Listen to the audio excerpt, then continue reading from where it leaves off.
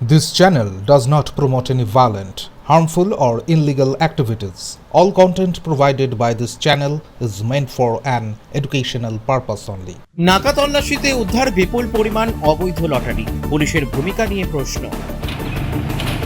ফের বড়সড় সাফল্য আসানসোল দুর্গাপুর পুলিশ কমিশনারেটের সালানপুর থানার কল্যাণেশ্বরী নাকা পয়েন্টে তল্লাশি চালিয়ে মিনিবাস থেকে উদ্ধার হলো প্রচুর পরিমাণে ঝাড়খণ্ড রাজ্যের অবৈধ লটারি। যদিও এই ঘটনায় পুলিশের একাংশের ভূমিকা নিয়ে উঠছে প্রশ্ন। শনিবার ঝাড়খণ্ডের মাইথনের কালী পাহাড়ি থেকে আসানসোলের উদ্দেশ্যে আসছিল কৃপাময় নামক একটি মিনিবাস। কল্যাণেশ্বরী নাকা পয়েন্টে পুলিশ বাসটিকে আটকে তল্লাশি চালালে 5টি বড় বান্ডিল ভর্তি অবৈধ লটারি উদ্ধার হয়।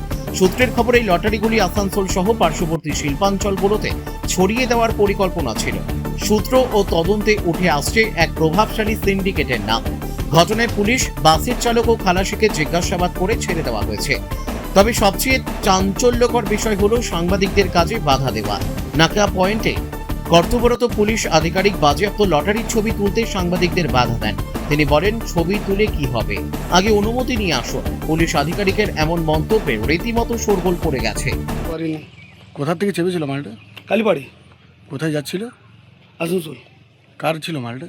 জানি না, নাম্বারটা দিল। আপনার বাসে চাপলো আপনি জানেন না? হ্যাঁ, আপনার বাসে মালটা চাপালো আপনি জানেন না? আমার লোকটাকে চিনি, মানে দেখিও নি আর চিনিও না, ঠিক আছে। ও এলো আমার কাছে, মানে জাস্ট আমি ঘুরে বেরিয়েছিলাম আসানসোল, মাল আছে তো এমনি মাল ফাল তো যাই আসানসোল থেকে মাইথানতে। আমি কী করে জানতে পারবো ভিতরে লটারি আছে? কম যাচ্ছে দাদা, বারবার গেলে তাহলে তো পার্টিটা ঘর থেকে আমি নিজে টেনে নিয়ে আসতাম। হ্যাঁ, আমাকে বললো মালটা সিউড়ি বাসে চাপাতে হবে, ঠিক আছে।